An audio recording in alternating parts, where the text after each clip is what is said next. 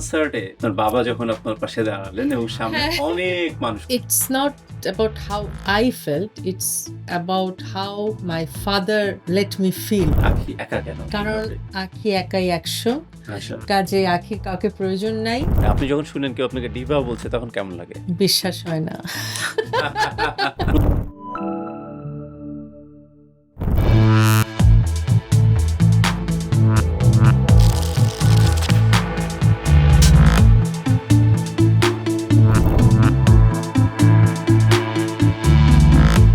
প্রিয় দর্শক, eyes on স্টুডিওর সেলিব্রিটি শো স্টার ডায়েরিতে আপনাদের স্বাগত জানাচ্ছি। আমি সৈকত সালাউদ্দিন। আমাদের স্টার ডায়েরির আজকের অতিথি, আমি তাকে ডিভা বলি, আখি আলমগীর। ওয়েলকাম। Thank you. আপনাকে যারা ডিভা বলে, মানে আপনি যখন শুনেন কেউ আপনাকে ডিভা বলছে তখন কেমন লাগে? বিশ্বাস হয় না। প্রথমে আপনার কাছে আমি জানতে চাই যে মানে স্টার এই বিষয়টা কি আসলে উপভোগ করার নাকি এটা যন্ত্রণার? মানে হাউ ইউ ফিল অ্যাকচুয়ালি? অনেক কিছু। আচ্ছা। প্রথম কথা আমি স্টার কথাটাতেই বিশ্বাস করি না।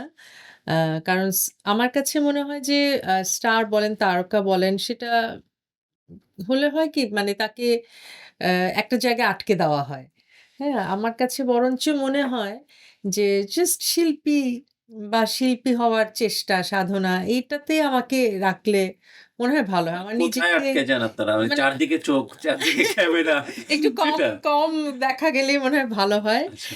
আর তারকা মনে হয় তারা হয়তো আরো সিনিয়র, আরো অনেক বড় অ্যাচিভার তাদেরকে মনে হয় যে তারা হয়তো তারকা বা লেজেন্ডস যারা তাদেরকে আমার আপনার চোখে তারকা তারকা মনে কারা? হয়।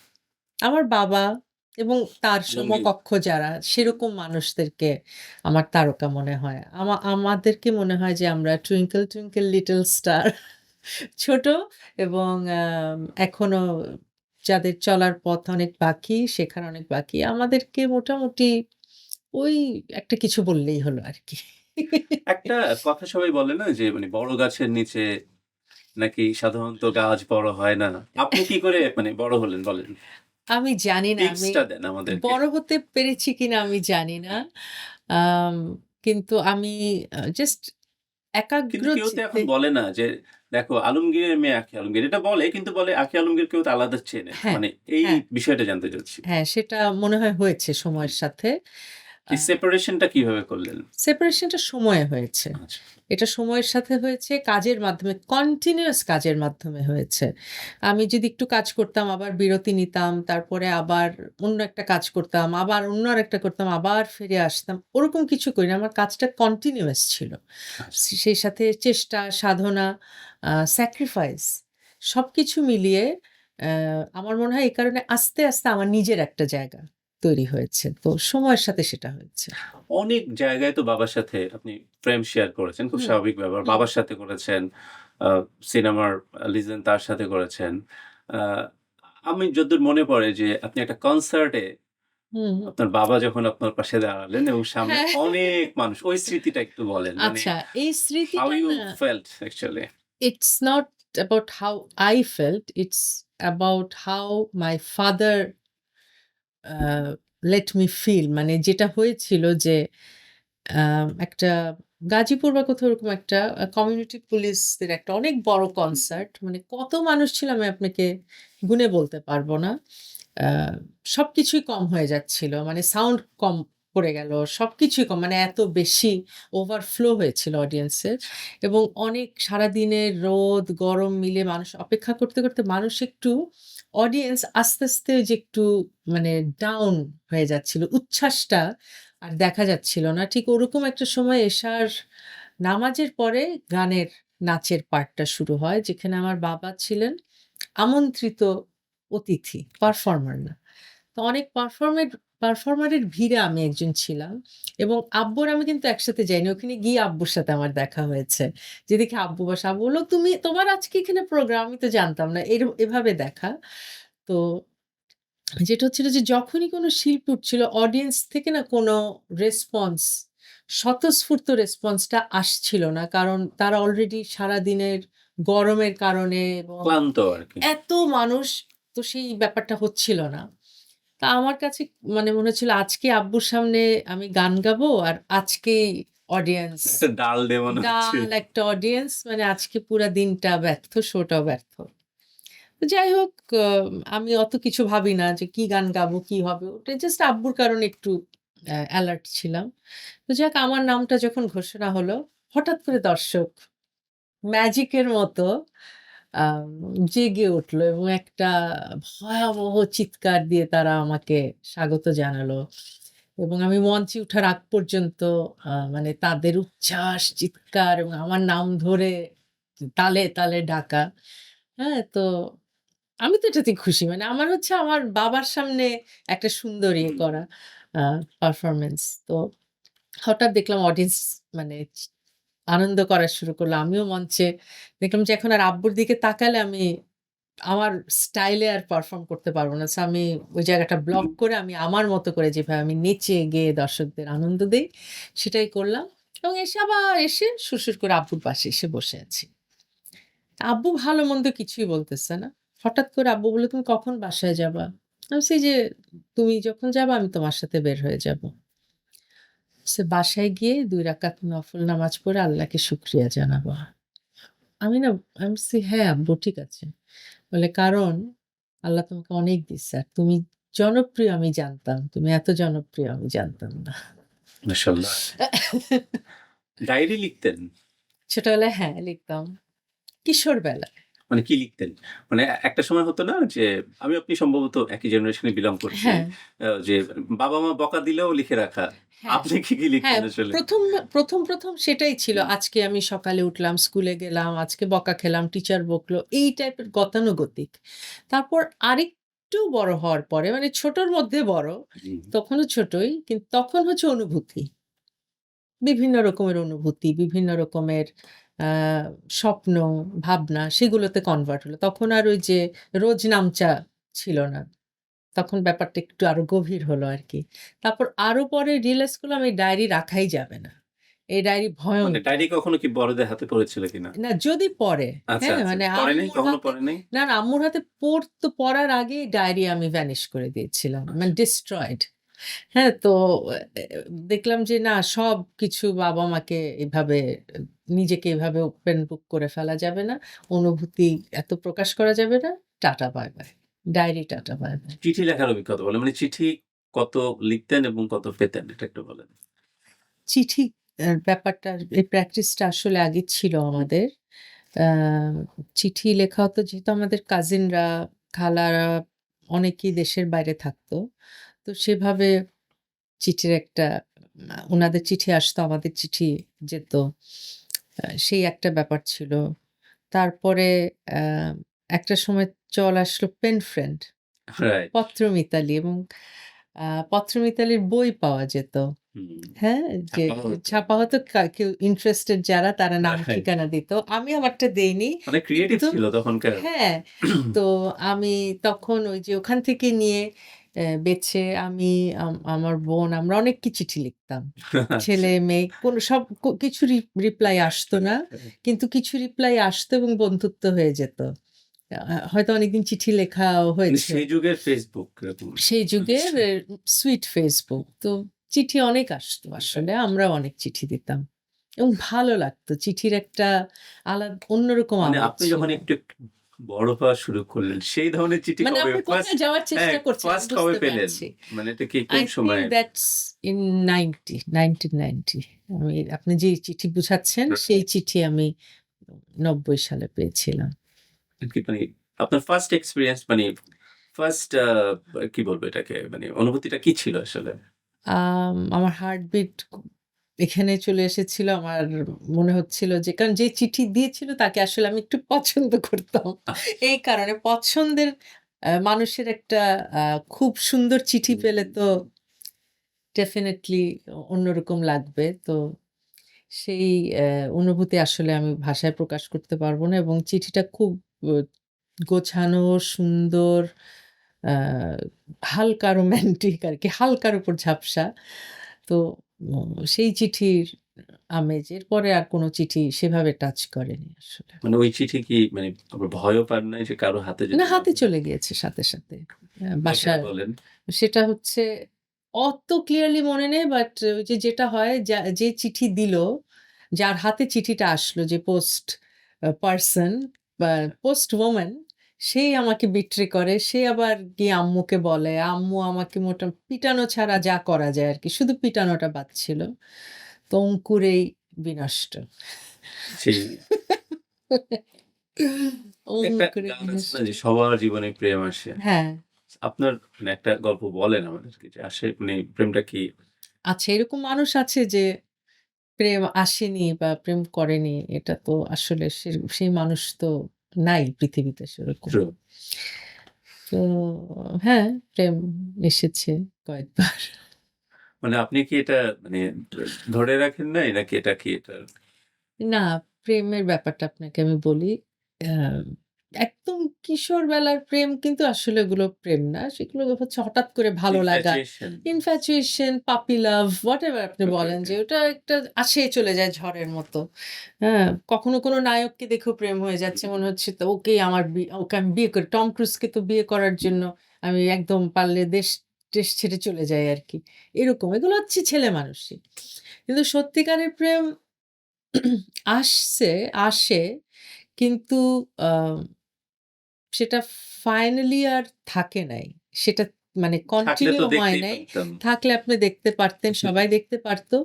আর এখন যেটা এখনকার পরিস্থিতিতে যদি আপনাকে আমি বলি, তাহলে বলব যে এখন আর প্রেমের কোনো ইম্পোর্টেন্সই নাই আমার কাছে। মানুষ কিন্তু এখন জানতে চায় যে আ আখি একা কেন? এটা মানুষের খুব মানে জানার আগ্রহ। কিভাবে আখির মতো একজন ডিভা একা থাকে? কারণ কিভাবে? আঁখি একাই ১০০, আচ্ছা। কাজেই আঁখির কাউকে প্রয়োজন নাই। তার আলহামদুলিল্লাহ একটা চমৎকার পরিবার আছে। হুম।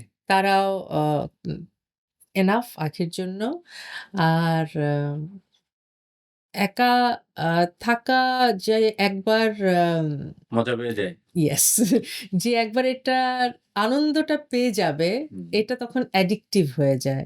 সে আপনার একটা স্পেস যখন আপনি এনজয় করা শুরু করবেন, ওটা কিন্তু আপনার আর ছাড়তে ইচ্ছা হবে না। হুম। ঠিক আছে? তো আম গভীর সম্পর্ক নিয়ে আমার একটা ভীতি আছে। আ সেটল ডাউন করা নিয়ে আমার একটা ভীতি আছে। বিভিন্ন কারণে। সেগুলোর ডিটেইল আমরা না যাই। আমার কাছে এখন মনে হয় আমি এখন যে স্পেসে আছি, এটা খুব কমফোর্টেবল একটা স্পেস। অ্যা এটা আ আল্লাহর রহমত যে আমি এভাবেই আছি, এভাবে দিন পার হচ্ছে। অ অদূর সুদূর ভবিষ্যতের কথা আসলে কেউ বলতে হুম। পারে না। কিন্তু আমি এখন যেভাবে আছি, আমার মনে হয় আমি খুব ভালো আছি, এবং এভাবেই আমার হয়তো থাকার কথা ছিল এই সময়টায়। এবার একটা সিরিয়াস প্রশ্ন করি, হ্যাঁ? এর চেয়েও সিরিয়াস? হ্যাঁ, সেটা হচ্ছে যে মানে এটা হয়তো এই সময়ে প্রশ্নটা খুব মানে বেশি করবে। সেটা হলো যে পুরুষ নিয়ে আরকি, হ্যাঁ? সেটা হচ্ছে যে মানে হাউ ইউ হ্যান্ডেল পুরুষ আসলে। আমি বাংলায় শব্দটা বললাম হ্যাঁ, যে কিভাবে যেটা বলে যে শোবিজে তো নারীদেরকে বলা হয় যে অনেক ধরনের প্রলোভনের মধ্যে তারা থাকে। এর মধ্যেও নিজেকে মানে অনগোয়িং রাখা হুম, এবং সবাইকে হ্যান্ডেল করা। হুম। আমি এই বিষয়টা আপনার কাছে জানতে চাই যে হাউ ইউ হ্যান্ডেল পুরুষ অ্যাকচুয়ালি? আচ্ছা, এটা অনেক গ মানে প্রশ্নটা ছোট্ট হলেও আসলে আনসার অনেক বড়। কারণ এগুলো ধাপে, ধাপে সময়ের সাথে চেঞ্জ হয়েছে। ১ম কথা হচ্ছে যে আপনার চাহিদা বা আপনার অ্যাপ্রোচ এর উপরেও অনেক কিছু নির্ভর করে। হুম, আপনি আসলে কি চান? হ্যাঁ? সেটাও কিন্তু আ আমি কি চাই এটা আপনি রিড করে ফেলতে পারবেন। হ্যাঁ? তো ওখানেও একটা অফারের মধ্যে একটা ব্যাপার থাকে, নাম্বার 1। নাম্বার 2, আপনার পার্সোনালিটি ম্যাটার করে। হ্যাঁ? আপনার ব্যাকগ্রাউন্ড ম্যাটার করে। সেখানে আপনাকে অ্যাপ্রোচ করার সাহস থাকতে হবে আরেকজনের। সেটা একটা ব্যাপার আছে। মিডিয়ার যে কাজের ব্যাপারটা, মিডিয়ার কেউ যে আমাকে অ্যাপ্রোচ করবে তারও তো মান-সম্মান হারানোর একটা ভয় আছে। হুম, সে যে আমাকে একটা কিছু বলবে, এই কথাটা যদি আমি আরেকজনকে বলে দেই, হ্যাঁ? তো হাঁড়ি ভাঙলে তো তারও প্রেস্টিজ চলে যাবে। হুম। বরঞ্চ আপনি বলতে পারেন মিডিয়ার বাইরের মানুষের সাহস একটু বেশি। আচ্ছা, আচ্ছা। হ্যাঁ? যে তারা হয়তো ভাবে যে মিডিয়াতে যারাই কাজ করে তারা তারা একটু ইজি। একটু ইজি আচ্ছা, গেটিং, আচ্ছা। হ্যাঁ? হ্যাঁ, আরে নাচছে, গাচ্ছে তার মানে তো খুবই free, frank, easy true. Getting. ওই মেন্টালিটি থেকে হয়তো মিডিয়ার বাইরের লোকজনের আমাদের প্রতি দৃষ্টিভঙ্গিটা আলাদা। কারণ তাদের অ্যাপ্রোচটা অনেকের, সবার না, কিছু মানুষের একটু ভিন্ন হয়। হুম, তো সেটা হচ্ছে আমার মনে হয় যে সেটাও আপনি খুব ট্যাক্টফুলি পাশ কাটিয়ে চলা সম্ভব। আর আমার আরেকটা বিষয় আছে সেটা হচ্ছে আমি কাউকে রাগাই না। আচ্ছা। আমি কারো সাথে মানে ক্ল্যাশে যাই না। আমি খুব নাইসলি, খুব ফ্রেন্ডলি ওয়েতে, হ্যাঁ? খুব সুন্দরভাবে জিনিসটা হ্যান্ডেল এমন করেন। হ্যান্ডেল করি। এমন অনেকে আছে আমাকে বলে, "আমি আপনার সাথে একটু কফি খেতে যেতে চাই। আমি আপনাকে নিয়ে একটু ঘুরতে যেতে চাই।" আমি তখন লিখি, "আমি তো খুব ব্যস্ত। কখনো ফ্রি হলে অবশ্যই যাব।" আচ্ছা। বুঝতে পেরেছেন? আমি কিন্তু বলছি না, আপনার এত বড় সাহস! আপনি আমাকে এটা কেন বললেন? হুম? এইভাবে আমি হ্যান্ডেল করি না। হ্যাঁ, ওকে নিশ্চয়ই দেখা হবে। আপনাকে একদিন আ আমি এটা উপহার দিতে চাই বা হ্যাঁ, হ্যাঁ নিশ্চয়ই যেদিন দেখা হবে অবশ্যই আমি নিব। আচ্ছা। That's it. তো এটা always in positive. In general যারা আসলে আপনার এখানে ক্যারিয়ার করতে চায় তাদের জন্য আপনাকে যদি বলি যে ৩ টা টিপস দেন যে how she can remain safe actually? এমন না যে এটা আনসেফ অর আনসেফ সেফ এর ব্যাপার ঠিক না। আমি বলতে চাই যে নিজের ডিগনিটি বজায় রাখার জন্য আ সেটা আমি আলাদা করে বলতে পারব না। বাট ১ম কথা হচ্ছে যে আম হাউ ইউ ক্যারি ইয়োরসেলফ ওটা ম্যাটার করে। নিজেকে একটু অ্যালুফ রাখতে হবে। মানে খুব ইজি গেটিং হওয়ার প্রয়োজন নাই, নাম্বার 1। নাম্বার 2 স্বপ্নটাকে নিজের স্বপ্ন থাকতে হবে। কিন্তু স্বপ্নের জন্য আমি যেকোনো এক্সটেন্ট এ যেতে পারবো মানে সেটা মরিয়া দেখানোর মরিয়া প্রয়োজন নেই। দেখলেন তো মরলেন। আচ্ছা। মরিয়া দেখাবেন তো মরবেন। ঠিক আছে? মরিয়া হলেও ভিতরে চেপে রাখতে হবে। এই একটা। আরেকটা বিষয় হচ্ছে যে একটু পজিটিভ ভাবে সবকিছু সামলানো। হুম, কারণ হচ্ছে যে একটা কথা মনে রাখতে হবে, অ্যা কেউ যদি আপনাকে পায়, হুম। সে আপনার নামে বদনাম করবে না। আচ্ছা। যে আপনাকে পাবে না, সে আপনার নামে বেশি বদনাম করবে। হুম, কাজেই মানুষটাকে রাগানোরই দরকার নেই। জাস্ট নাইসলি জিনিসটা হালকার উপর ঝাপসা একটা ওয়ার্ড আছে না? হালকার উপর ঝাপসা দিয়ে জাস্ট ওখান থেকে টাটা বাই বাই করে চলে যেতে হবে। ডোন্ট গেট ইনভলভড এবং নিজের ব্যক্তি জীবনকে একটু আম আমি মনে করি মানুষের সাথে কম শেয়ার করলে ভালো। কিন্তু আমার একটু মানে জানতে চাওয়া আসলে আসলে কেমন মানুষ আঁখি আলমগীর? মানে এটা আমার একটু জানতে আমি চাওয়া। কেমন মানে মানুষ? আসলে কেমন? মানে রিয়াল আঁখি আলমগীর আসলে কেমন? আ সে কি আসলে এত নাইস না, নাকি? না। No, no. এখন আমি আপনাকে ইন্টারভিউ দিচ্ছি। আমি তো আমার সবচেয়ে নাইস লুকটাই রাইট, দেখাবো। রাইট, আমি একটা রাইট। দাওয়াতে যখন যাবো, আমি তো সবচেয়ে সুন্দর কাপড়টা পরে যাবো। ট্রু। সবচেয়ে সুন্দর সেজে যাবো। ওইটাই আমি ঘরের ভিতরেও, হ্যাঁ? আমি যখন মানুষের সামনে যাবো, আমি চেষ্টা করবো আমার কিছু পাকা চুল থাকলে ওটা ঢেকে হুম, ফেলতে। আমি চাবো একটা রা গাঢ় লিপস্টিক দিয়ে বের হতে, তাই না? হুম, কিন্তু হয়তো আসলে ঘরে আমার পাকা চুল দেখা যাচ্ছে। বা আমার স্বভাবের ক্ষেত্রেও এক। আপনার সাথে আমি যত হেসে কথা বলছি, নাইসলি কথা বলছি, হয়তো ঘরে আমার মুড সেটা থাকে না। ট্রু। আমার হরমোনের কারণে আমার মাথা কখনো গরম হয়ে থাকতে পারে এবং এরকম হয়েছে আমার বাচ্চারা আমাকে দেখে বলছে, "তোমার মাথা গরম?" "হ্যাঁ, ওকে টাটা। অন্য রুমে যাচ্ছি।" হ্যাঁ? সো অফ কোর্স আমরা যেটা সবসময় আপনি দেখেন আমি সেটা না। কিন্তু আপনার ঘরে আপনার মাকে, আপনার বোনকে, আপনার স্ত্রীকে, আপনার কন্যাকে ঠিক আপনি যেই ফেস গুলোতে দেখেন, আমি ঠিক সেটাই। আমি এর বাইরের কেউ না। That's it. জীবন থেকে কি আনন্দটা চলে যাচ্ছে কিনা? যে একটা মানে সময় ছিল যে যখন ঈদ আসতো তখন অ্যালবাম বের হতো। হুম, শিল্পীদের অ্যালবাম বের হতো। সবাই মিলে একসাথে উফ! সিনেমা দেখা হতো। হ্যাঁ। সো এই দিনগুলো আপনি মিস করেন কিনা? এবং এই দিনগুলো কেন মানে হারিয়ে গেল কেন? সেটা আপনার কাছে জানতে চাই। দেখেন, আমরা এখনো সিনেমা দেখি। রাইট? এখনো অ্যালবাম বের না হলে হয়তো কোনো ঈদে গান আসে, কোনো হুম, ঈদে গান আসে না। কিন্তু সেই আনন্দটা নাই, হুম, তাড়াটা নাই। কিছু মানে এক্সাইটমেন্ট টাই আমাদের নাই। কারণ আমাদের দিনের অর্ধেক সময় গাড়ির ভিতরে বা যানবাহনে রাস্তায় চলে যায়। হুম। যানজট একটা রিজন আমি মনে করি। যানজটের কারণে আমাদের পুরা দিনটা নষ্ট হয়ে যায়। এটা একদম একটা এবং মুডটাও নষ্ট মুড হয়ে যায় নষ্ট একটা। হয়ে যায়, দিন নষ্ট হয়ে যায়, আমাদের মেকআপ নষ্ট হয়ে যায়, চুলের স্টাইল নষ্ট হয়ে যায়, কাপড়ে ভাঁজ পড়ে যায়। সবকিছু মিলিয়ে মানে শরীর খারাপ লাগে, সত্যি কথা। তারপর হচ্ছে একদিন আপনি অনেক কিছু করতেও পারবেন। আর এখন একদিনে একটা কাজই করতে যদি পারেন সেটাই অনেক।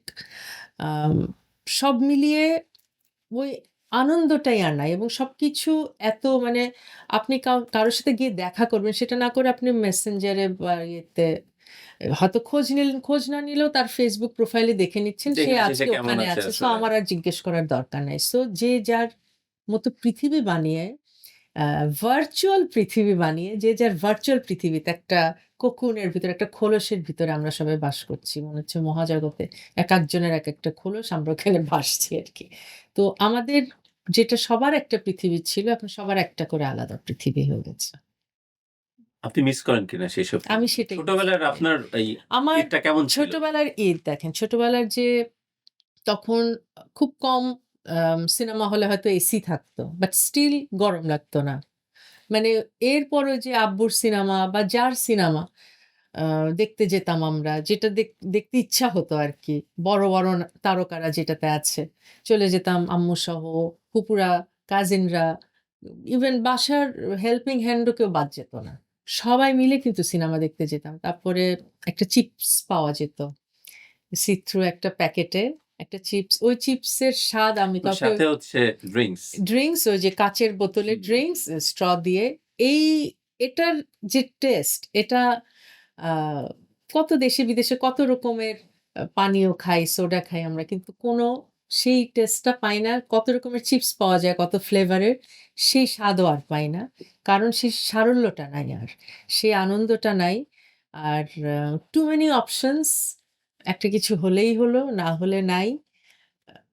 আনন্দ কমে গেছে। মানে অনেক ইনগ্রিডিয়েন্ট বেড়ে গেছে, আনন্দ কমে গেছে। আর তখন ইনগ্রিডিয়েন্টস অনেক কম ছিল, ওটার ভিতরে আনন্দ খুঁজে নেওয়া বেশি সহজ ছিল। মানে আপনার অ্যালবাম বের হয়েছে এরকম কোন ঈদ মানে ঘটনা বলতে রেগুলার পারেন? অনেক ঈদে অনেক অ্যালবাম বের হয়েছে ওগুলোর সেটা। এক্সাইটমেন্ট কেমন ছিল ওগুলো আসলে? এক্সাইটমেন্টটা কেন সবচেয়ে বেশি হতো সেটা হচ্ছে যে ঈদের ৩ দিন বা ২ দিন আগে ঢাকাটা খালি হয়ে যায়। হুম, তখন শুরু হতো পোস্টারিং।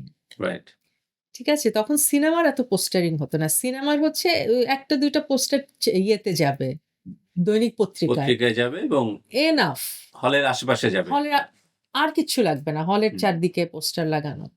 আর কিচ্ছু লাগবে না একটা সিনেমা চলার জন্য। আপনার ছবি যদি ভালো হয়, প্রচারের কোনো প্রয়োজন নাই। এখন যেরকম পিআর বা হুম, যে এত কিছু পাবলিসিটি ইয়ে থাকে, কিছুই লাগতো না। আর অ্যালবামের ক্ষেত্রে যেটা হতো, অ্যালবামেরও পোস্টার থাকতো। সিনেমার পোস্টারের পাশেই অ্যালবামের শিল্পীদেরও ছবি থাকতো। নায়ক-নায়িকার ছবির পাশে গায়ক-গায়িকার ছবিও একই আকারে, একই সাইজে দেওয়া হতো। অ্যালবামের নাম সহ সব ডিটেইলস সহ এবং আমাদের খুব সুন্দর, সুন্দর পোস্টার বের হতো। সেই পোস্টারের মানে গুলো দেখতে এত সুন্দর লাগতো, ওগুলো আবার আমরা বাঁধাই করে বাসায় রাখতাম। আর কখনো এরকম হয়েছে যে সঙ্গীতা দাওয়াত করেছে, হয়তো ভীষণ অ্যালবাম ভালো চলেছে। ঈদের ২য় দিন বা ৩য় দিন হয়তো আমি সঙ্গীতায় বেড়াতে গেলাম। আ সেলিম ভাই বলতেন, "আসেন বিরানি খেয়ে যান।" হ্যাঁ? পুরান ঢাকার ঢাকা বিরিয়ানি। বিরানি। চলে গেলাম। হ্যাঁ? গেলাম, গিয়ে একদম মেইন রোড থেকে দেখতাম যে কোন দেয়াল দেখা যাচ্ছে না। শুধু আমার পোস্টার। হ্যাঁ? সিঁড়ি দিয়ে উঠছি, সিঁড়ির যে দেয়ালগুলো, হুম, সেগুলোতেও আমার পোস্টার। মানে আমি চারদিকে শুধু আমি আর আমি। ওরা এমনভাবে ফিল করাতো। তারপরে গেলাম, সেলিম ভাইয়ের সাথে বসলাম, সব আ একসাথে খাওয়া-দাওয়া হলো। সেলিম ভাই এত্ত বড় একটা স্বর্ণের হার গিফট করলো। মানে ব্যাপার-স্যাপারই আলাদা। হ্যাঁ? তো রাইট। আমাদেরকে প্যাম্পার করত অডিও কোম্পানি। আমাদেরকে প্রিন্স বা প্রিন্সেস এর মতো ট্রিট করত। সো এই অনুভূতিগুলো তো মানে আসলে ভাষায় প্রকাশ করা যাবে না। অফ কোর্স মিস করি। আপনি আপনার ১ম সিনেমায় তো জাতীয় চলচ্চিত্র পুরস্কার পেয়ে গেলেন। অভিনয়, হ্যাঁ, অভিনয় পেলেন এবং আমার জানা মতে আপনাকে এতেশেম অফার দিয়েছেন। আপনি অনেক অফার পেয়েছেন। চাঁদের আলোর জন্য অফার পেয়েছেন। হ্যাঁ, আ বাট ফাইনালি আপনার সিনেমা করা হয় নাই। হ্যাঁ। মানে কোথাও কি এখন একটু মানে মনে হয় কিনা যে না নায়িকা হলে ভালো করতাম? এখন এখনো মনে হয় কিনা মাঝে, মাঝে? না, এখন মনে হয় নায়িকা না, বাট অভিনেত্রী হতে পারতাম। মানে কিছু কাজ করা যেত। মেইনস্ট্রিম কিছু কাজ চলচ্চিত্রে অন্তত পর্দায় হ্যাঁ, থাকতো। মেইনস্ট্রিম নায়িকা নাচ, গান ওটা না করে আমি আমার কাছে পরে অনেক পরে মনে হয়েছে যে আসলে আমি টিভিতে কাজ করতে পারতাম কিছু। টেলিভিশনে কিছু মিনিংফুল নাটক আমার থাকতেই পারত। হ্যাঁ, যেটার অফারও আমি পেয়েছিলাম আসলে অনেক। কিন্তু সেগুলো সে সময় আ আফজাল হোসেন ভাই, শান্তা ইসলাম হুম। আপু উনারা আমার জন্যই স্ক্রিপ্ট করেছিলেন। এরকম অনেক আছে এবং গল্প শুনিয়েছিলেন ফোনে। বাট তখন আমার মনে হচ্ছে যেহেতু ফিল্ম করব না, নাটকও করব না, মানে অভিনয়টা করবই না। আমি দর্শককে আর কনফিউজ করব না যে আচ্ছা আমি গানটাই করব। গান একটাতেই থাকি। তো ওই যে বললাম না সাধনা, স্যাক্রিফাইস, হ্যাঁ? তো সব মিলে মনে হচ্ছে এটাও একটা স্যাক্রিফাইস। এখন এসে মনে হয় না ২-১ টা করলে কি হতো? কতজনেই তো কত কিছু করে। আপনার তো একটা সিগনেচার আছে না যে আপনি যখন স্টেজে উঠেন আপনি কিন্তু দর্শককে হ্যাঁ, খুব আপনি বলব যে এনগেজ করে ফেলেন। হ্যাঁ। এটা কি মানে হয়ে যাওয়া নাকি এটা আপনি একটা সিগনেচার ক্রিয়েটই করেছেন? না এটা ছিল। এটা আমি মনে হয় বাই বর্ন আমি পারফর্মার। আচ্ছা। মানে সেটা ক্যামেরার সামনে হোক বা অডিয়েন্সের সামনে হোক আমি খুবই সাবলীল এবং ইনস্ট্যান্টলি আমি অনেক কিছু বলে ফেলতে পারি। ইনস্ট্যান্টলি আমি অনেক মুভ ক্রিয়েট করতে পারি। আপনি তো উপস্থাপনাও করেছেন। ওটা শখে করেছি। মানে এটা কি আ এটাও কি হুট করে করা হয়েছিল? ওটা আসলে ১ম বড় একটা কাজ করি হচ্ছে আম বিটিভিতে টুকটাক ছায়াছন্দ করেছিলাম। ঈদের আচ্ছা। ছায়াছন্দ উপস্থাপনা। কত জনপ্রিয় অনুষ্ঠান ছিল হ্যাঁ, ছায়াছবি। সেটা কিছু করেছি স্পেশাল গুলো। হ্যাঁ, হ্যাঁ। তারপরে সবচেয়ে বড় যে কাজটা আমি করি সেটা হচ্ছে ২০১২ তে 'পাওয়ার ভয়েস' রিয়েলিটি শো। একটা রিয়েলিটি শো আ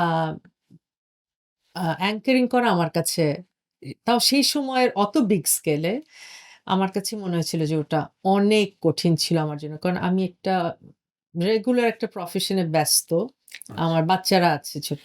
তারপরে আমাকে তো পুরাটা বাংলাদেশ ঘুরে বেড়াতে হয়েছে। হুম। প্রাথমিক পর্ব থেকে নিয়ে ফাইনাল পর্যন্ত। তো সব মিলে আমার কাছে মনে হয়েছে যে এটা অনেক চ্যালেঞ্জিং ছিল। বাট আমার মনে হয় ওটা দর্শক ভীষণ পছন্দ করেছিল এবং আমি দেশে, দেশের বাইরে এত আম পজিটিভ রেসপন্স পেয়েছি এবং সবাই শুধু আমার উপস্থাপনার জন্য না, আমাকে সবাই বলেছে, "আপনি নেক্সট পর্বে কি ড্রেস পরবেন?" এটা দেখার আচ্ছা, জন্য আচ্ছা। আমরা ওয়েট করতাম। এটাও আমার খুব ভালো লাগতো। আপনার মধ্যে ঘুরে ফিরে মানে স্টারদের একটা ক্যারাক্টারে চলে আসলাম যে স্টাররা কি পড়ে আ সেটা বোধহয় মানুষ ফলো করতে চায়। আপনার আর কি মনে হয় স্টারদের কাছ থেকে আর কি চায় মানুষ? তারা স্টারদেরকে আসলে মানুষ মনে করে না। এটা একটা যেমন আনন্দের দিক আবার এটা এটা যন্ত্রণার একটা দিক নাকি? ভীষণ যন্ত্রণা। তারা যে ভাবে না তাদের সবসময় মাপমুলো থাকতে হবে, একটা তাদের ফ্রেমে পছন্দের থাকতে হবে। তারকা সবসময় টিপটপ থাকবে। তাদের পছন্দের তারকার কখনো সে একটু বয়স হলে বলবে, "আল্লাহ! মাই গড! উনার তো বয়স বোঝা যাচ্ছে।" হুম, কিন্তু তার বাসায় তার ঘরে তার নিজেরও বয়স বাড়ছে, তার বাবা-মায়ের বয়স বাড়ছে। এটাকে কিন্তু তার কাছে বার্ধক্য মনে হচ্ছে না। কিন্তু হুম, তারকার যখন বয়স বাড়ে তখন তাকে বৃদ্ধ-বৃদ্ধা মনে হচ্ছে। এটা একটা। তার ব্যক্তিগত জীবনে পান থেকে চুন খসলে তাকে তার তারকা খসে যাচ্ছে মন থেকে। তো পারফেকশন আশা করে বাট আ মানুষ আসলে কখনো পারফেক্ট হয় না। তারকাও কখনো পারফেক্ট হয় না। এই কারণে আমি নিজেকে ওই যে বললাম না তারকা ভাবা আমিই আমাকে বন্ধ করে দিয়েছি। আমার কাছে মনে হয় আমি একটা মানুষ, আমি গান গাই। এটা আমার আ জব, এটা আমার একটা চাকরি। আমি গান গাই। এটার জন্য আমি পেইড হই অ্যান্ড দ্যাটস ইট। এর বাইরে আমার আর কোনো এখানে এটাকে খুব বেশি এটাতে যদি আমি এখন ডুবে যাই তাহলে আ কষ্ট ছাড়া আর কিছুই পাবো না। আপনি যদি এখন অ্যাক্ট্রেস হতেন আরকি, হুম। মানে কার সাথে কোন হিরোর সাথে অভিনয় করাটা প্রেফার করতেন?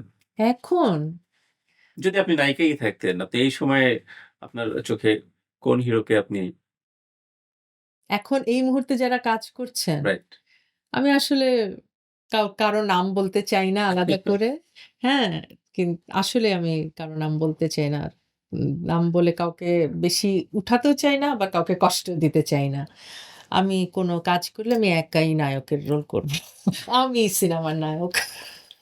Women centric movie. মানে আপনাকে কেন্দ্র করে সিনেমা আমাকে ঘিরেই হবে। আমিই নায়ক। বা এরকম আপনাকে ঘিরে আমাকে ঘিরে তো যেটা যেরকম হয় সেরকমই জি, হবে। আপনাকে ঘিরে যে নায়ককে নেয়া হ্যাঁ, দরকার হ্যাঁ। সে নায়ককে নিব। একটা তো সমালোচনা তো সবাই করে, নেপোটিজম এর কথা বলে। আহ তো আমি যেটা বলতে চাই সেটা হচ্ছে স্টার কিড হিসেবে তো আসলে অনেক যন্ত্রণার মধ্য দিয়েও যেতে হয় আরকি, হুম। তাই না?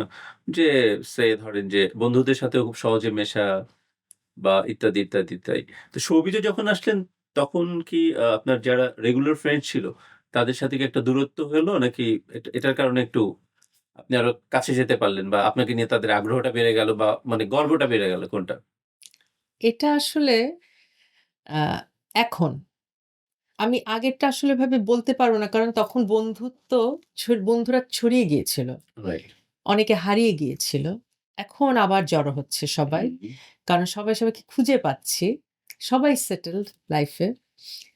তো আমি যতটুক দেখি everyone is proud of me.